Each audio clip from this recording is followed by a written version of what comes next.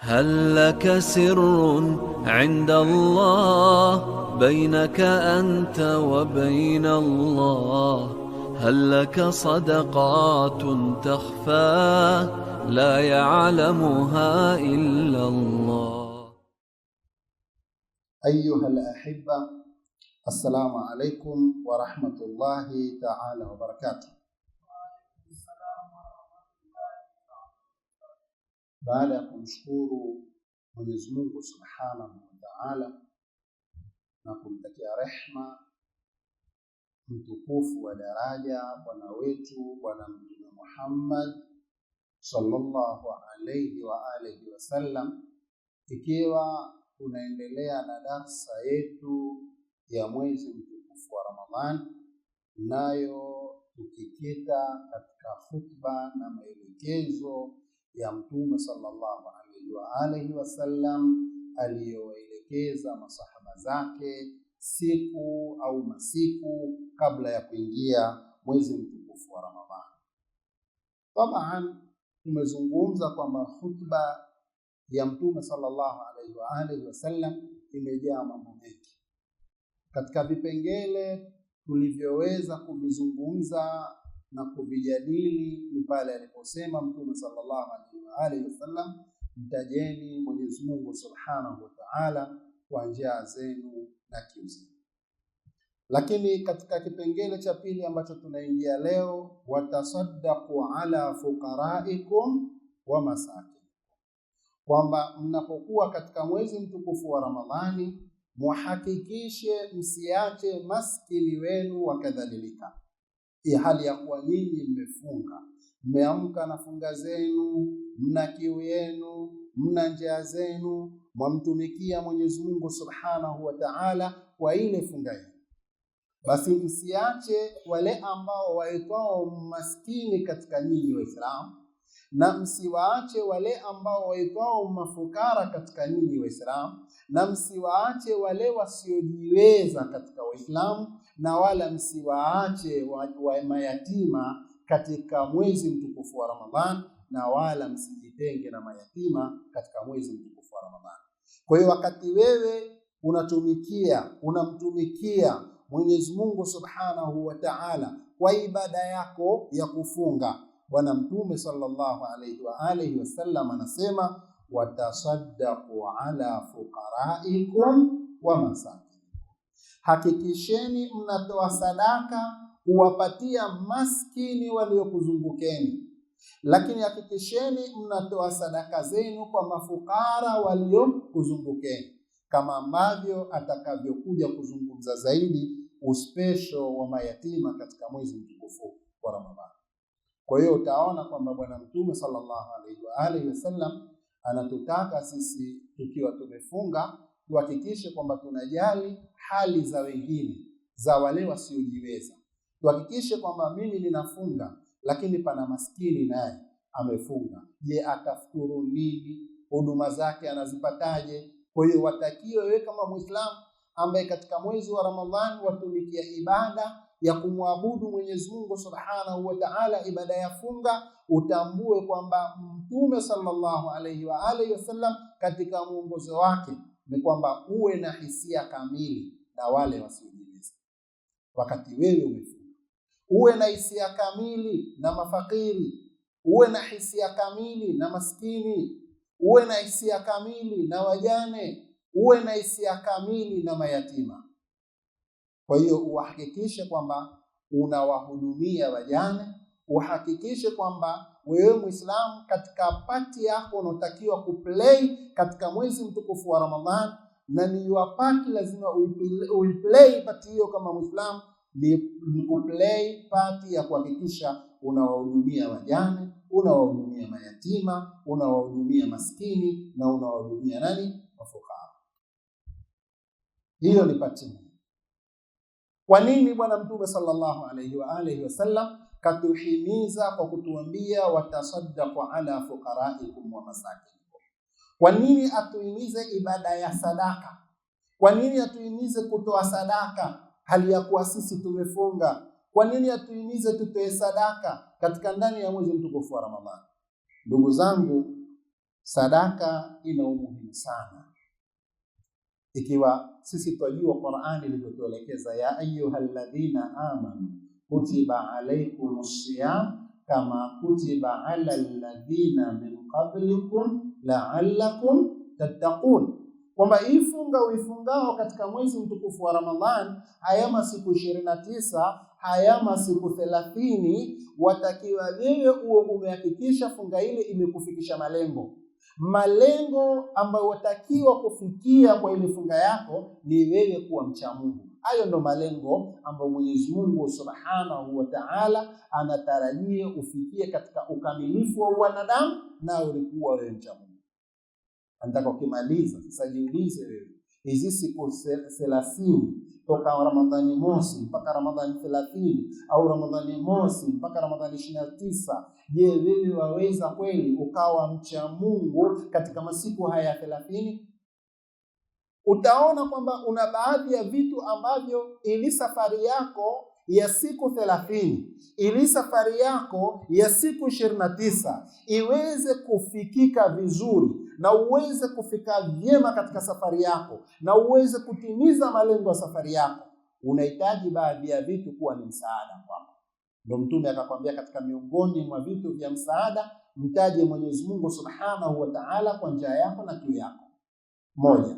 Ya pili, katika vitu vya kukuwezesha kufikia ucha Mungu baada ya kumaliza mwezi mtukufu wa Ramadhan, akakuwekea watasaddaqu ala fuqaraikum wa masakinikum, kwamba muhakikishe mwatoa sadaka kwa maskini wenu, mafakiri wenu na watu wasiojiweza minal mustadhafin. Kuhakikisha kwamba wewe ni sehemu ya huduma. Sasa kwa nini sadaka? Ndugu zangu, kwanza katika sadaka zote, sadaka yenye maana kubwa sana, kwa sababu sadaka ziko za aina mbili. Kuna sadaka mtu aweza kuitoa sadaka wazi tu, ni sadaka pia. Mtu asije akakwambia kwamba eti mimi nikitoa sadaka mtu kaniona nikitoa sadaka ile sadaka ikubali. Sadaka ni sadaka. Hiyo utaitoa wazi au utaitoa kwa nini? Si watu wanafanya sadaka za kuwalisha watoto yatima, watu fanya sadaka za kuwalisha, watu fanya utoa sadaka za kugawa nini? Za kugawa salatu ya Ramadhania, kugawa zile kapu za Ramadhani, vikapu vya Ramadhani. Utoa sadaka. Kwa sadaka yaweza ikawa sadaka ya wazi na inaweza ikawa sadaka ambayo wengine sisi hata hatujui. Pengine lau tukiulizwa bwana anatoaga sadaka tutasema hata hatujui. Huyu bwana sio mtoaji sadaka.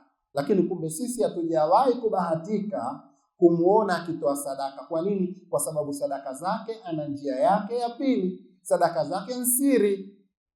Sadaka zake nsiri. Kiumbe peke yake ambaye alishai kutoa sadaka, ambaye Qur'ani kamsifu kutoa sadaka kwa siri na kwa wazi, wakati huo mmoja kutoa sadaka kwa siri na wazi mchana na usiku, ni Sayyidina Ali ibn Abi Talib karramallahu wajhahu, mpaka Qur'ani kateremka ikimzungumza kwamba kiumbe peke yake kapita njia zote za kutoa sadaka.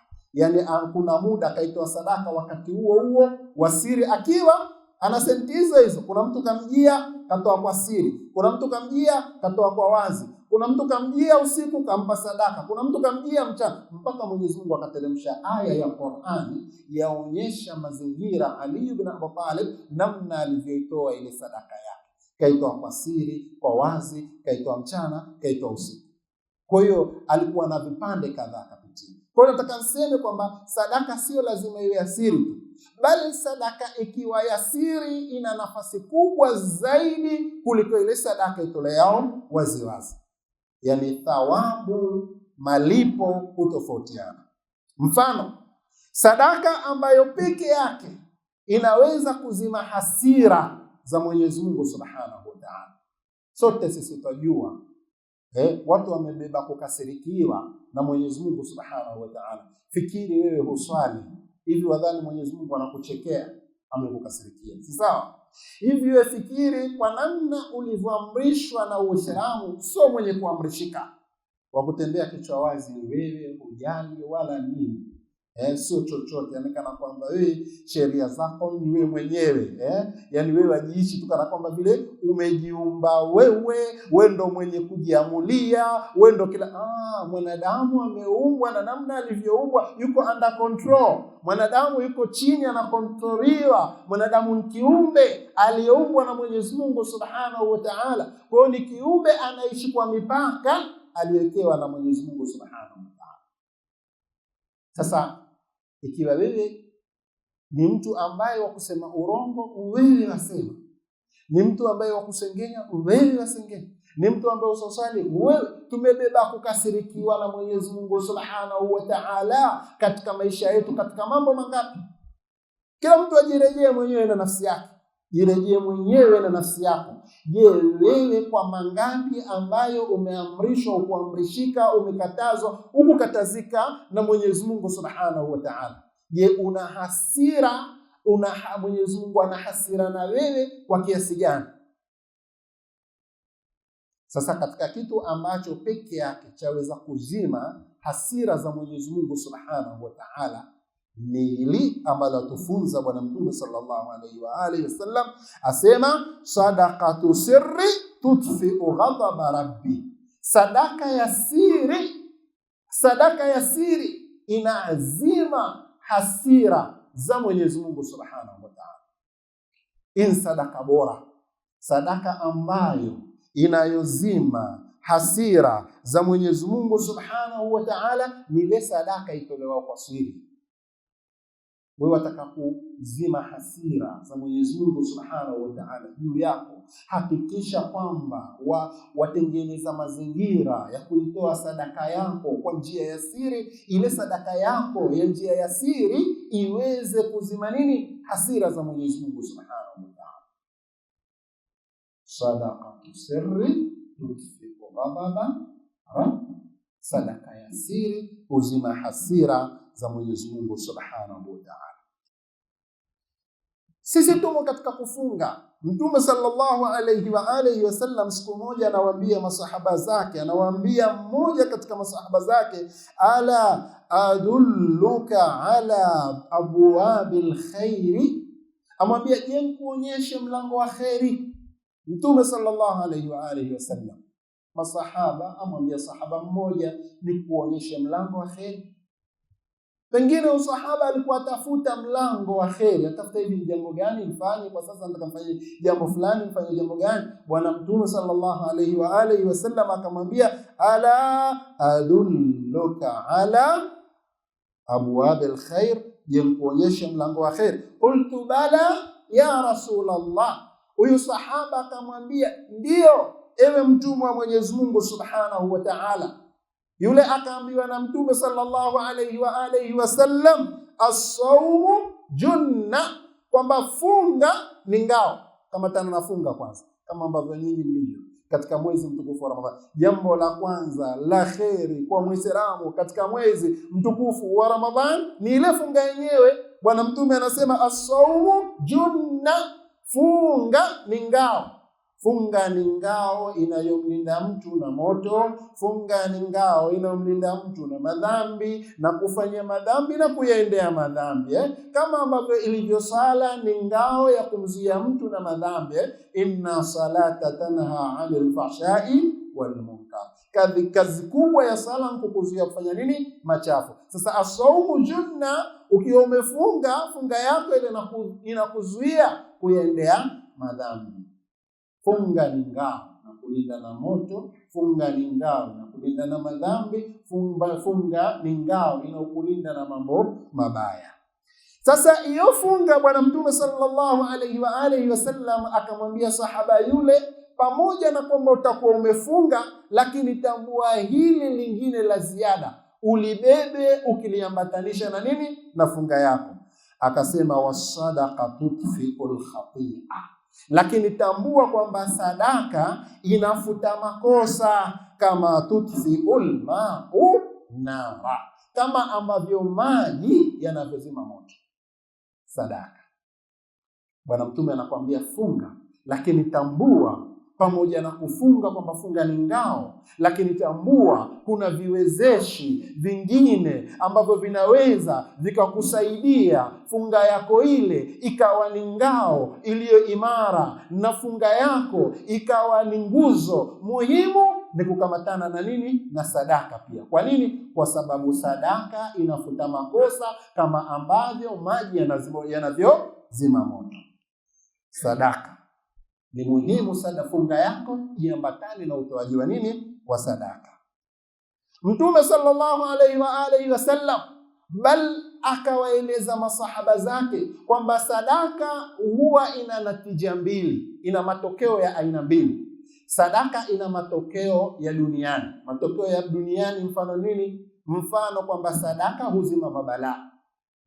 Sadaka inazima mabalaa lolote lile. Sadaka huzima mabalaa. Ukitaka kujizimia mabalaa, ujikinge na mabalaa, toa sadaka. Kwa hiyo aya katika maisha ya duniani kwamba ile sadaka yako ni kinga yako. Ile sadaka yako inakusapoti wewe. Ile sadaka yako inakupa nguvu. Ile sadaka yako ni msaada wako. Ile sadaka inakusaidia katika maisha ya dunia, matokeo ya kwanza ya kidunia.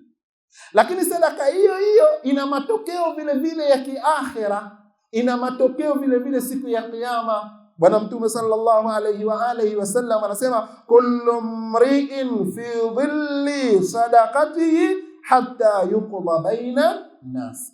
Siku ya kiyama watu watasimamishwa mbele ya Mwenyezi Mungu Subhanahu wa Ta'ala kwa kusubiri hukumu ya nani? Ya Mwenyezi Mungu Subhanahu wa Ta'ala. Watu wasubiri kuhukumiwa, wamewekwa uwanjani, watu wako uwanjani. Unaambiwa pahala pale ambapo watu watakaposimama siku ya kiyama, pana jua kali lisilovumilika, pana jua kali mno. Katika vitu ambavyo vitamsaidia mtu siku ya kiyama kwa jua kali lile la siku ya kiyama, kasomeni suratul Qiyama ukitaka kujua hali ya siku ya kiyama. Kasomeni mna sura nzima suratul Qiyama, kasomeni ile sura, mtaona hali mbaya iliyokuwepo siku ya nini? Siku ya kiyama. Miongoni mwa hali mbaya ya siku ya kiyama ni jua litakuwa kali mno. Jua hushusha, wengine nasema mpaka uhusikika kiwango cha nini? Jua waisi lapiga utosi. Jua kali siku ya kiyama. Sasa katika kitu ambacho kina muhami mtu, humkinga mtu na kumlinda mtu na lile jua la siku ya kiyama ni sadaka yake. Ndio Bwana Mtume anasema kullu mri'in fi dhilli sadaqati hatta yuqda baina an-nas. Watu ile siku ya kiyama kila mmoja atakuwa katika kivuli cha sadaka yake mpaka watakapohukumiwa. Kwa lugha nyingine, mtu atasitiriwa na sadaka yake. Sadaka yako ndiyo stara yako siku ya kiyama, kwa lile jua kali lipatikanalo siku ya kiyama. Lile jua kali utajikinga nalo vipi? Sadaka yako ndiyo ikutengenezeayo kivuli cha siku ya kiyama. Kwa hiyo utaona kwamba funga yako ni muhimu, funga yako kuambatana na nini? Na kutoa sadaka. Lakini haitoshi. Mtume sallallahu alaihi wasallam akawaambia masahaba zake sab'atun yudhilluhumullahu fi dhillihi yawma la dhilla illa dhillu, kwamba watu 7 ndio watakaopata kivuli cha Mwenyezi Mungu Subhanahu wa Ta'ala. Watu 7 peke yake, 7 only, ndio watakaopata kivuli ile siku ya jua kali, siku ya kiyama. Jua likali kweli kweli, hakuna kivuli, hakuna makimbilio, jua ni kali. Watu 7 peke yake ndio watakaopata kivuli cha Mwenyezi Mungu Subhanahu wa Ta'ala. Hao watu 7 wapi? Mimi siko katika kuwataja watu 7 wote, lakini mimi niko kumtaja katika watu 7. Miongoni mwao ni huyu mtu mwenye kutoa sadaka. Anasema Bwana Mtume, wa rajulun tasaddaqa bi sadaqatin fa akhfaha, yule mtu ambaye atakayetoa sadaka kwa kuificha. Sadaka kaitoa sadaka kwa kuificha, kaitoa sadaka kwa siri, hatta la ta'lama yaminuhu ma tunfiqu shimalu, kiasi cha kwamba kule kulia kwake hakujui kile kilichotolewa na kushoto kwake, na kile kilichotolewa kushoto akijui kilichotolewa na nini, kulia hakujui kile kilichotolewa nini na kushoto. Kwa lugha nyingine anataka kutuambia kwamba sadaka yenye kumpa mtu kivuli siku ya Kiyama ni ile sadaka itolewayo kwa siri. Tena ni sadaka ambayo ukitoa kiasi cha kwamba we mwenyewe ujue ninaitoa kushoto, kulia hakujui. Ninaitoa kulia, kushoto hakufanyaje? Hakujui. Al-Imamu Sajjada alayhi salam, na kupigieni mfano mzuri, Al-Imamu Zainul Abidin. Al-Imamu Zainul Abidin katika zama zake, Al-Imamu Zainul Abidin katika sifa yake kubwa ilikuwa akitoa sadaka kwa siri sana. Anapita anajua kila nyumba ya maskini, alikuwa anaijua Al-Imamu Zainul Abidin. Al-Imamu Zainul Abidin ilikuwa kila usiku anakusanya viroba, huandaa viroba vile akavitika mchele, mafuta, unga. Kila akiamka asubuhi maskini avibeba yeye mwenyewe bila mtu yoyote, bila msaada. Hakikisha usiku kucha ana supply yeye, asupply vyakula katika nyumba za nani? Za maskini. Al-Imamu Zainul Abidin. Al-Imam Zainul Abidin alikuwa anabeba viroba. Kila kiroba akienda anakiecha nini? Mlangoni. Yule mtu akiamka asubuhi anakuta tayari chakula kiko nje. Maskini. Kwa hiyo hakifati kile chakula wala hajui kimeletwa na nani. Basi kazi yao ilikuwa kuchukua tu chakula. Akiamka asubuhi wale maskini uchukua tu chakula, kisha wakiingiza nini? Wakiingiza ndani kwa matumizi yao. Al-Imamu Zainul Abidin hakufanya kazi ile eti kwa siku moja, la. Al-Imamu Zainul Abidin hakufanya kazi ile eti mwezi wa Ramadhani, la. Al-Imamu Zainul Abidin hakufanya kazi ile eti ilikuwa ni wiki moja, la. Ilikuwa min hayatihi al-Imam Zainul Abidin, yalikuwa maisha yake kuwahudumia maskini. Mpaka siku moja wale maskini walipokosa chakula, wameamka asubuhi wakakuta chakula hakuna. Lakini wakati huo wanasikia kuna alimun min ulamai Muhammadin. Lakini sasa hiyo wanasikia kuna mwanazuoni mjukuu wa Bwana Mtume sallallahu alayhi wa alihi wasallam amefariki.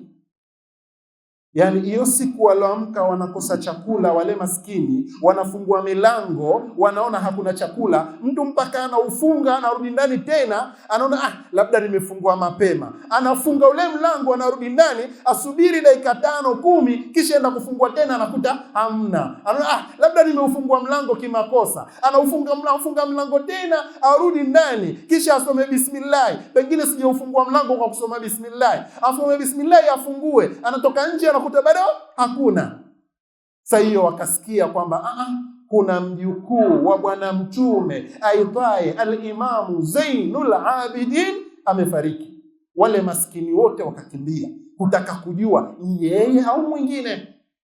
Ndipo Al-Imamu Zainul Abidin wakati anakoshwa, wale wenyewe wamkoshao walikuwa hawajui kwamba Al-Imamu Zainul Abidin alikuwa anabeba viroba mgongoni mwake. Wanamkuta amejasubu Al-Imamu Zainul Abidin. Kwa hiyo wale maskini hawakujua nani alikuwa akiwapa sadaka ya siri. Kwa sababu kuna wakati mwingine na sadaka ya siri wamuona yule muhusika tu, waambie bwana nimekupa, lakini yule muhusika anakujua. Si ndio? Siwampa akujua. Ya Al-Imamu Zainul Abidin haikuwa hivyo. Yani hata wale anaowapa, wale wahusika, Al-Imamu Zainul Abidin yeye ndo anawajua. Lakini wale hawamjui Al-Imamu Zainul Abidin. Wamekuja kumjua Al-Imamu Zainul Abidin baada ya kufa, wakaona hawakupata ule msaada wale maskini, au ule msaada ukuwafikia.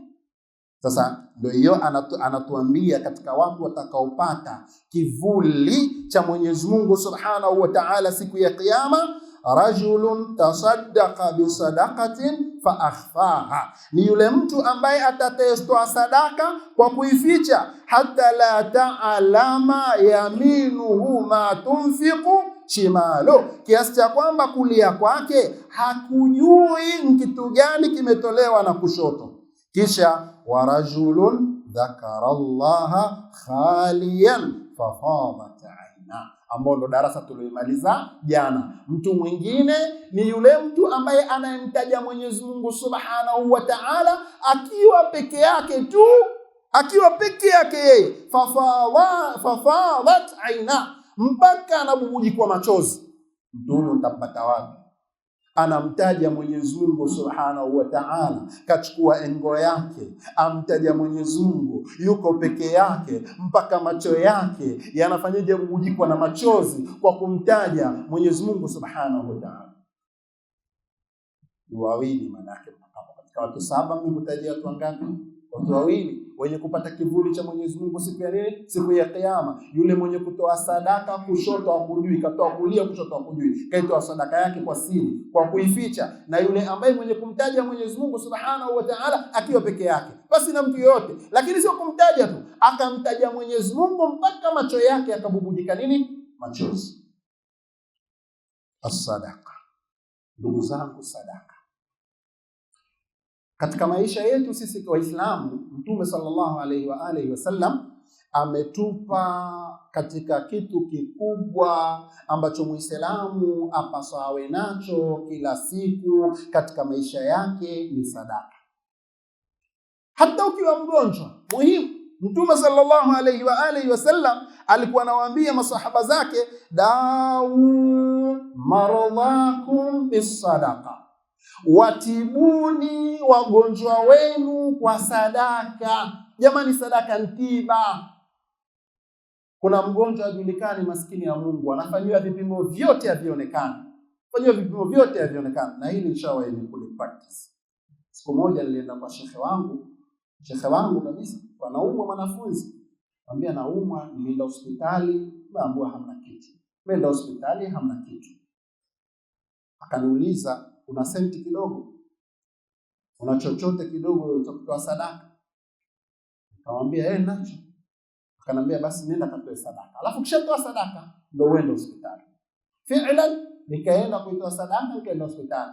Nilipoenda hospitali nikaambiwa naumwa kadha, na nikatibiwa nikapona. Kwa hiyo dau maradhakum bisadaqa, waponyeni wagonjwa wenu kwa sadaka. Baba yako ni mgonjwa, mtolee sadaka. Mwenyezi Mungu Subhanahu wa Ta'ala kwa sadaka anazima mabalaa yakiwemo maradhi. Mwenyezi Mungu Subhanahu wa Ta'ala kwa sadaka anamponya mgonjwa wako kwa sadaka. Umpa tabib, umpa yule daktari idea, njia. Mwenyezi Mungu Subhanahu wa Ta'ala umpa yule daktari ambaye amechoka kuhusu mgonjwa wako, ajue fanyaje kwa ile sadaka yako uliyoitoa. Mwenyezi Mungu Subhanahu wa Ta'ala umpa idea yule daktari.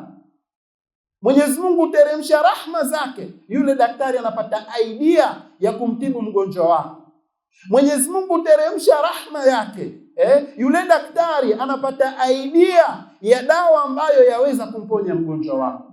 Ndio Bwana Mtume akasema, dau maradhakum bisadaqa, watibuni wagonjwa wenu kwa sadaka. Kisha sisi tuna fikra ya kiwanadamu. Fikra ya kiwanadamu tunayo, mtawala fikra ya kiwanadamu tunayo. Mwanadamu siku zote akiwa ana mchele ndani kilo 10, akatoa kilo 2 akampa jirani yake, anahesabu amefanyaje? Amepungukiwa, si sawa? Si ndivyo? Mwanadamu akiwa na kilo 10 kisha akaamua atoe kilo 2 ya mchele akampa jirani yake, anahesabu amefanyaje? Amepungukiwa, mchele wake umepungua. Tena kesho akimuuliza, mama nani, mbona mchele umeisha haraka? Anaambia si ulitoa kilo 2 ukampa nani, ukampa jirani. Ulitegemea zitabaki vile vile, zitavimba zile, zitaongezeka. Kwa hiyo ndo akili yetu ile kama wanadamu, kwamba maana yake kwa lugha nyingine tumetawaliwa kwamba kutoa sadaka kufanyaje? Kupungukiwa. Kutoa sadaka kupungukiwa. Na ndio maana wengi hawatoi. Yaani lau kuna mtu kabisa sio kawaida yake kutoa sadaka. lakini kawaida yake kupokea. Sio kawaida yake kutoa nini? Sadaka, lakini kawaida yake kufanyaje? Kuipokea sadaka. Sio kwamba hana uwezo wa kutoa, nayo tutazungumza hapa katika mazungumzo mazuri. Uwezo wa kutoa sadaka nao. Sasa Mtume sallallahu alayhi wa alihi wasallam alikuwa akiwafundisha masahaba zake, na sisi tabaan Waislamu tuwafunzwa na Mtume sallallahu alayhi wa alihi wasallam. Anasema ma naqasat sadaqatun min mali. Sadaka jamani haijawahi kupunguza mali ya mtu. Wewe tu kwa kawaida tu hapo umetoa kilo 2, utahisi kwamba kilo 2 zimepungua. Lakini Mwenyezi Mungu Subhanahu wa Ta'ala, wewe unastaajabu kwamba mbona siku hizi kama riziki imekuwa pana sana nyumbani kwangu? Mbona siku hizi naona mambo yananiokea? Ndio Mwenyezi Mungu Subhanahu wa Ta'ala kule kwenye kilo 2 kaenda kukuwekea nini? Senti. Kwa zile senti unaongeza nini? Mchele. Kwa hiyo huwa hatuoni, huwa siku zote tunaona kwenye kupungua, lakini hatuoni kwenye kufanyaje? Kuongezeka. Si ndio maana katika Qur'ani Mwenyezi Mungu anasemaje? Mwenyezi Mungu anaturuzuku bi ghairi hisab.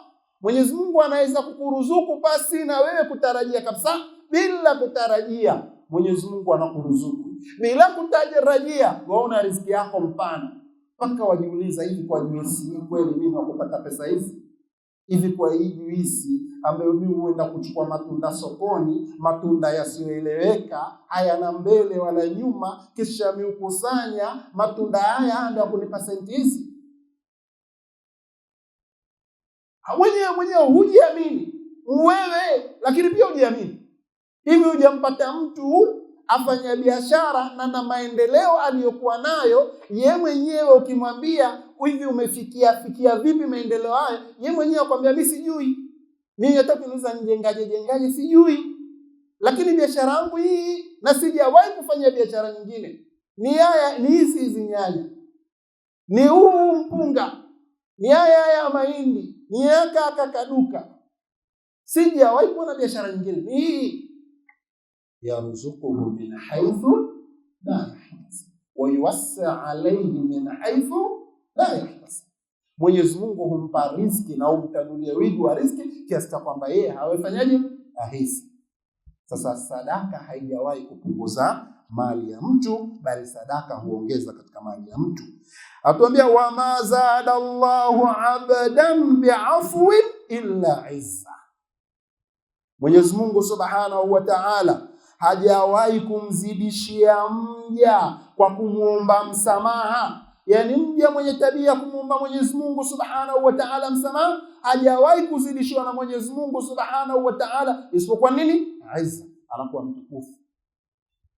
Mwenyezi Mungu humpa utukufu. Wama tawadha'a ahadun lillahi illa rafa'ahu Allah. Na mtu hakumnyenyekea Mwenyezi Mungu Subhanahu wa Ta'ala isipokuwa mtu huyo kapandishwa daraja na Mwenyezi Mungu Subhanahu wa Ta'ala. Kwa kuwa mnyenyekevu kwa Mwenyezi Mungu Subhanahu wa Ta'ala kapandishwa daraja. Haya na maana. La maana nilokusudiano katika darasa yangu ya leo ya sadaka ni kwamba mali haikuwa ikupungua kwa sadaka, bali mali huongezeka kwa sadaka.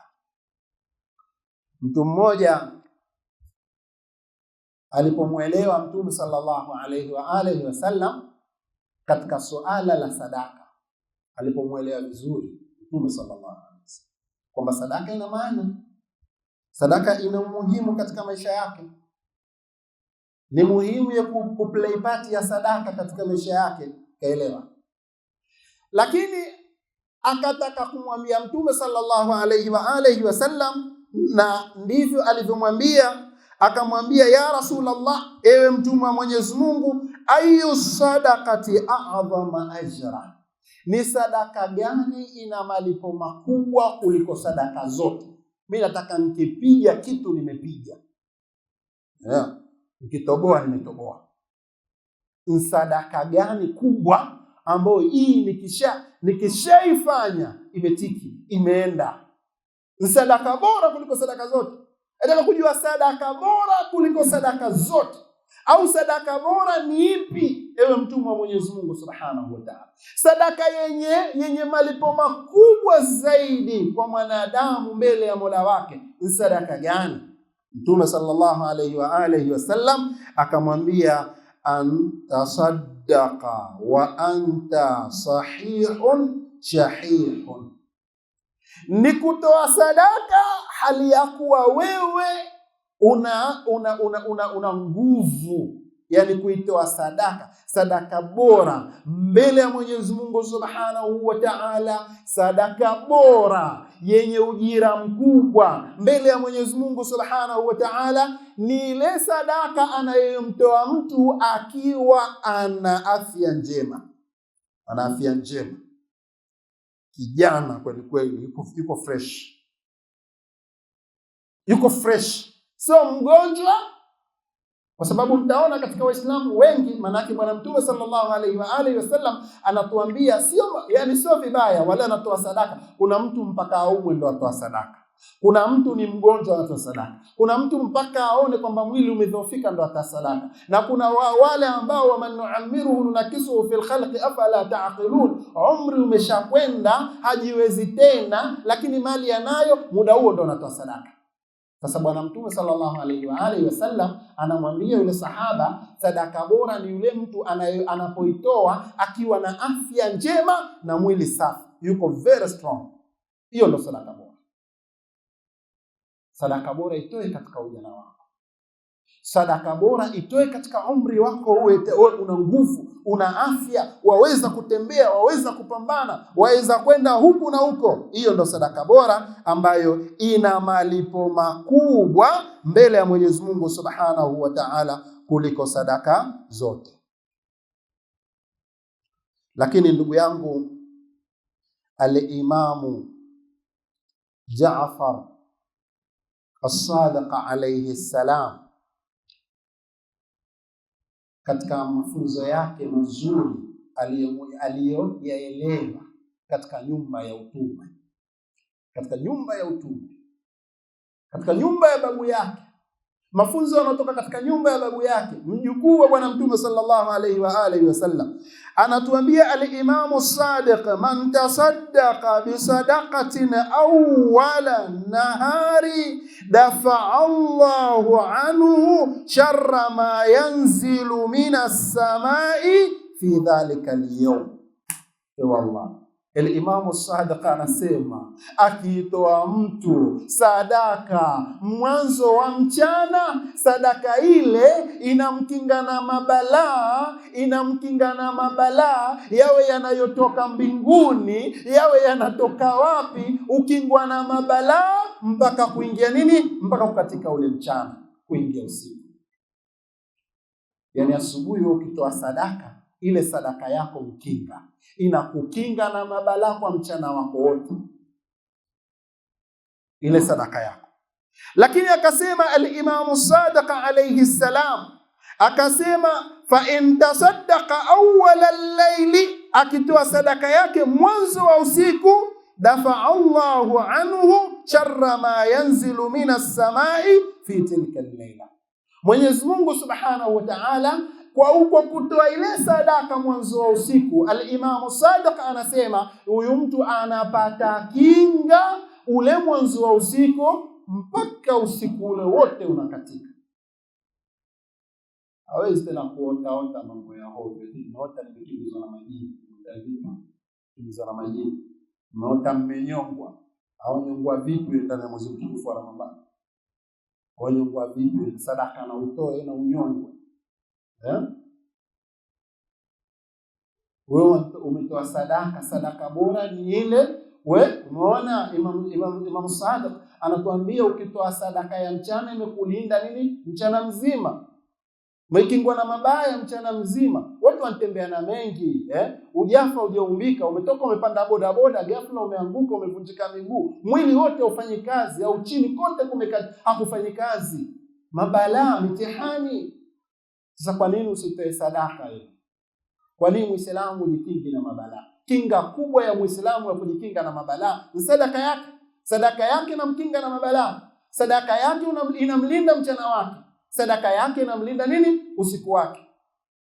Sikuna mpaka leo Waislamu wanashangaa eti watu makanisani wanahamasishana sadaka. Mpaka mtu anahisi kwamba makanisa sasa sijui yanalazimisha. Sio kulazimisha sadaka, kwa sababu wewe mwenyewe pia huwezi kujilinda. Wacha tukusaidie kujikinga, lete sadaka tukukinge.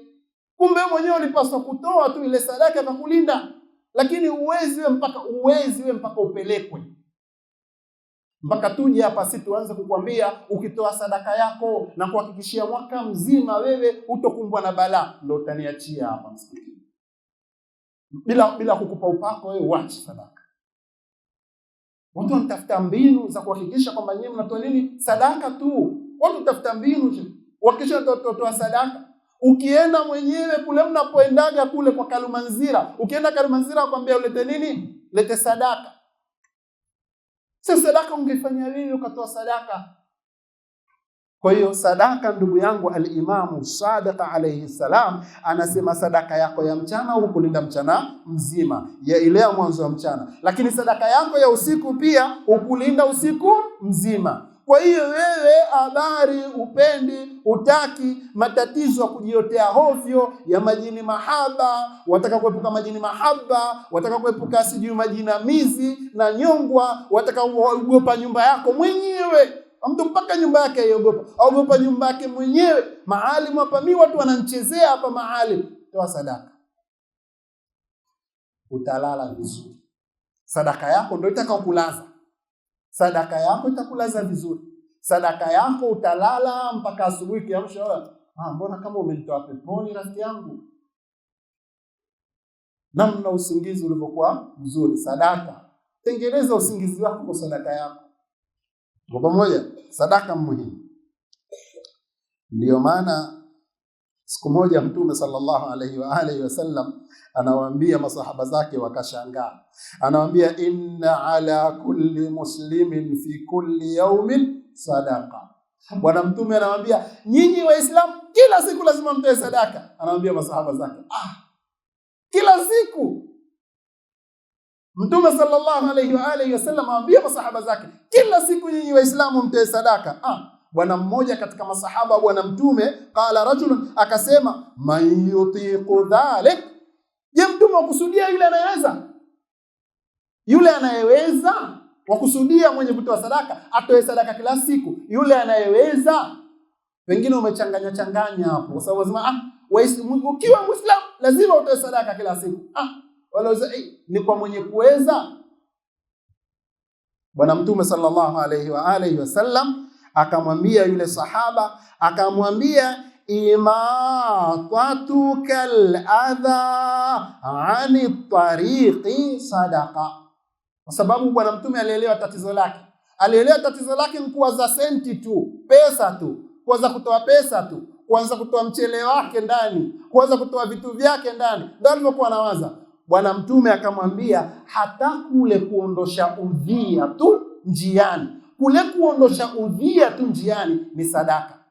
Umeona barabara bwana chafu, mitaro michafu, wewe ukaamua kwenda kusafisha ule mtaro, maji yapite vizuri, yasiwaudhi watu, kuondosha udhia, tayari ile ni sadaka. Ile ni sadaka. Umeona chupa barabarani, umepita barabarani umekuta chupa imevunjika, kuna watoto wanapita, kuna wazee wanapita, ukaitoa zile chupa ukazitoa, ile ni sadaka tayari, kuondoa udhia katika njia.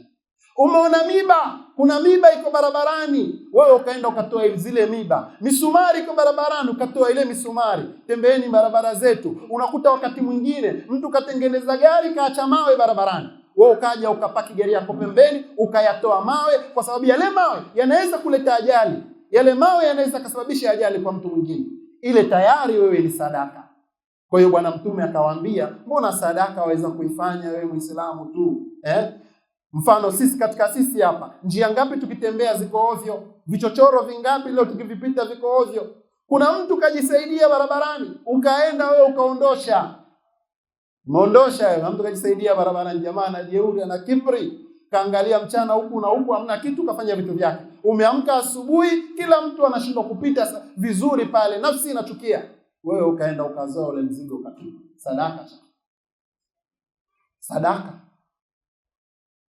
Umetoa sadaka kuondoa udhia katika njia, kuondoa adha katika njia. Umeamka asubuhi ukafagia barabara chafu, ukafagia. mpaka wavutia watu ukafagia, humo ndo udhia, ni sadaka.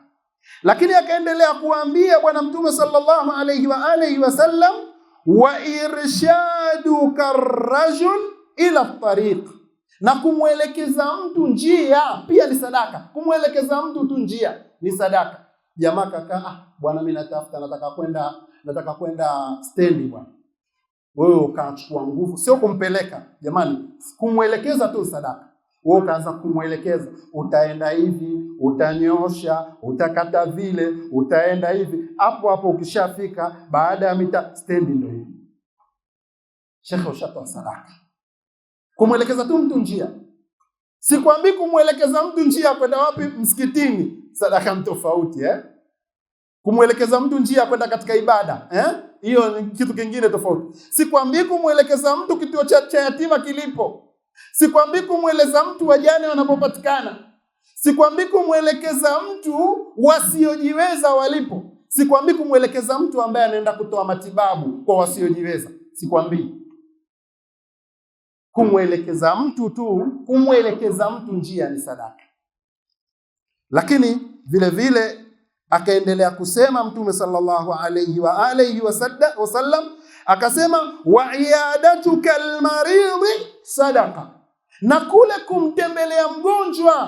kumtembelea mgonjwa. Ukatoka we sasa hivi hapa, umetoka ukapitia hospitali, sikwambii umebeba kitu, sikwambii umeenda kumsaidia matibabu, sikwambii umempa mkono umemsalimia. Kutoka kwako tu kwenda kumtembelea mgonjwa, tayari pale ni sadaka.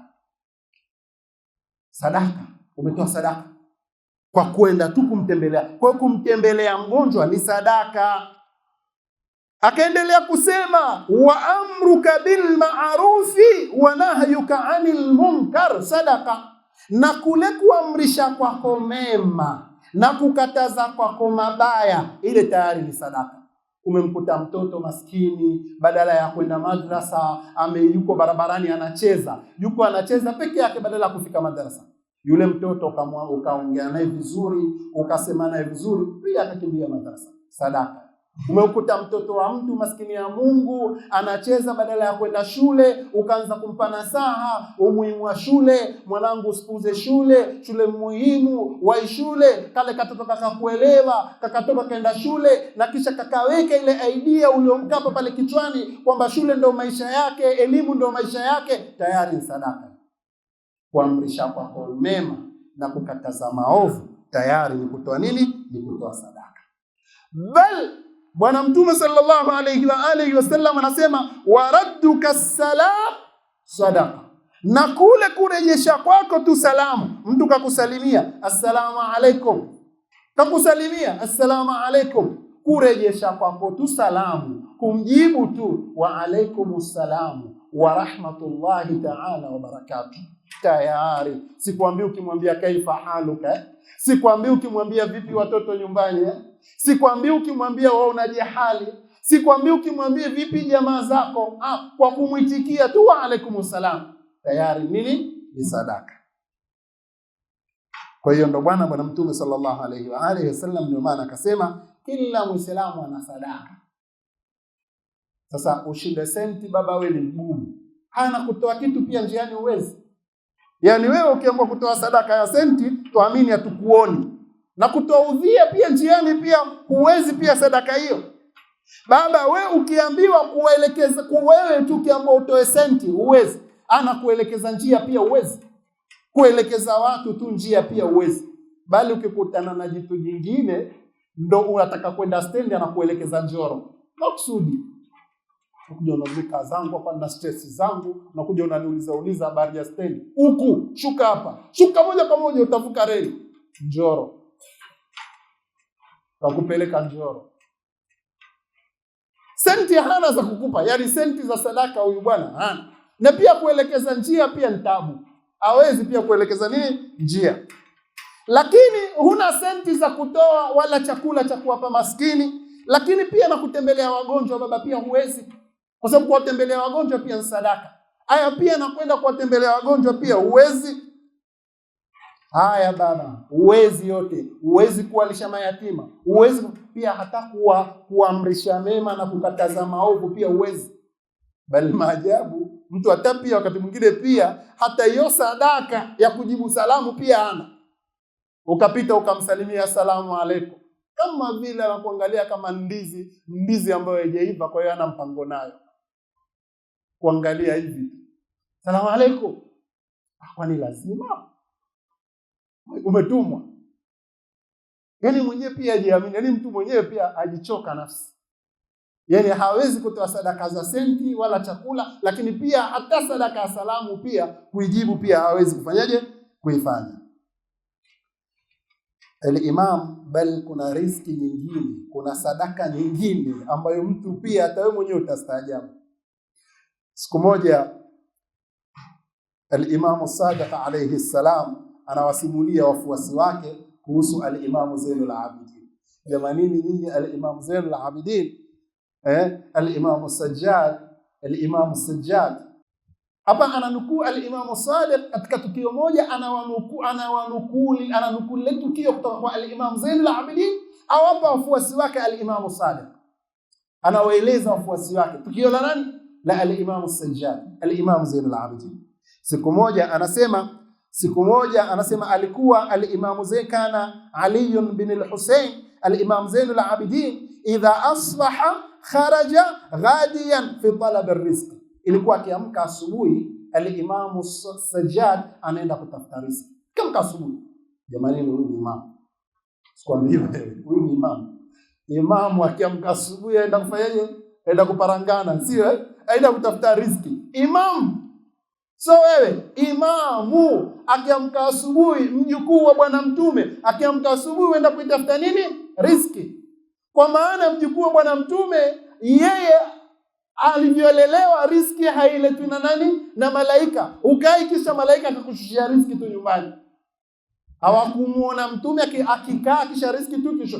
Mtume pia alikuwa afanyaje? Akipambalia riziki. Sasa Al-Imam Sajjad alayhi salam alikuwa akipambalia riziki. Sasa anasema Al-Imam Sadiq kwamba ilikuwa akiamka asubuhi Al-Imam Sajjad anaenda fi talab ar-rizqi, anaenda kutafuta riziki. Faqila la, kisha watu wakimwambia, ya bana Rasulullah, ya bana Rasulullah, ya bana Rasulillah, ewe mjukuu wa Bwana Mtume, ya bana Rasulillah, ewe mjukuu wa Bwana Mtume, aina tadhhab, waenda wapi? Faqala Al-Imam Zainul Abidin ilikuwa akiulizwa, yeye atoka kwenda kutafuta riziki, akiulizwa unaenda wapi, ilikuwa akijibu nini? Anajibu Al-Imam Zainul Abidin, atasaddaqu li'iyali. Asema la, natoa sadaka kwenye familia yangu, natoa sadaka kwenye familia yangu. Maneno haya huyu bwana hakuyaelewa. Yaani kila mmoja, hata sisi pia sio rahisi kuelewa kwamba imamu anatoka anaenda kutafuta riziki, kisha riziki ile riziki ni sadaka kwa familia yake. Awalisha familia yake sadaka. Aenda kutafuta riziki, yani riziki alienda kuitafuta yeye, kazi alienda kujifanya yeye, biashara alienda kuifanya yeye, kisha kaja na riziki, ile riziki ni sadaka kwa familia yake. Kidogo mpagumu kuelewa. Lakini Al-Imam Zainul Abidin, tizama huyu bwana akumuelewa imam, akamwambia qila lahu tatasaddaq, unakusudia unaenda kutafuta riziki kisha utoe sadaka kwenye familia yako? Al-Imam Zainul Abidin akamjibu akamwambia, man talaba al-halala, yule mwenye kutafuta riziki ya halali, fahuwa min Allahi azza wa jalla sadaqa alayhi.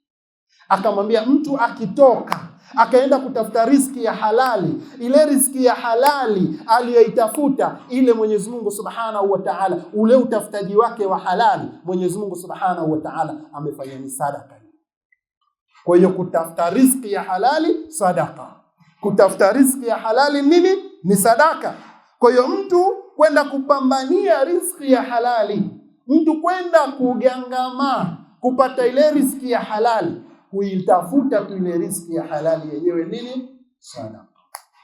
Ndio maana al-Imam Zainul Abidin akasema, ninatoka asubuhi kwa ajili ya kwenda kutafuta riziki ya halali, kwa kuwa ajua al-Imam Zainul Abidin alayhi salam ile riziki ya halali aitafutayo kwa kuwa ya halali ni sadaqa. Kwa hiyo rizqul halali sadaqa, riziki ya halali ni sadaqa. Maneno ya mwisho ya Bwana Mtume sallallahu alayhi wa alihi wasallam naomba niyamalizie.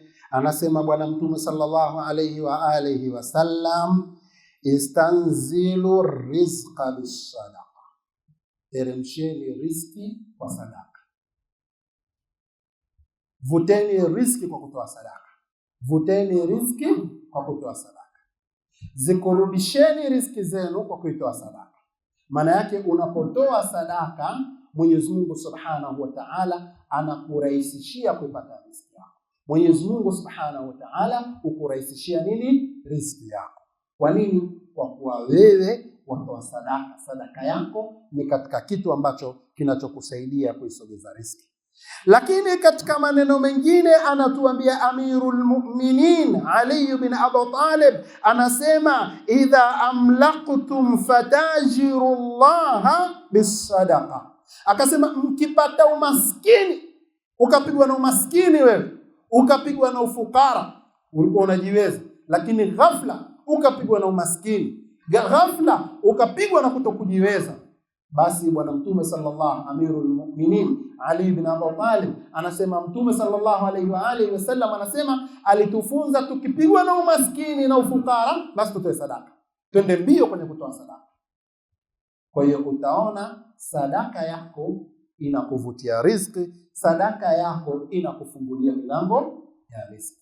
Kwa hiyo tuwe katika funga zetu hizi tunazofunga, basi tuhakikishe funga zetu kama alivyotuelekeza Mtume sallallahu alayhi wa alihi wasallam, funga zetu ziambatane na kitu cha kwanza kumtaja Mwenyezi Mungu Subhanahu wa Ta'ala, lakini funga zetu ziambatane na kitu cha pili, nacho ni kutoa sadaka, kama alivyotuambia watasaddaqu ala fuqaraikum wa masakin.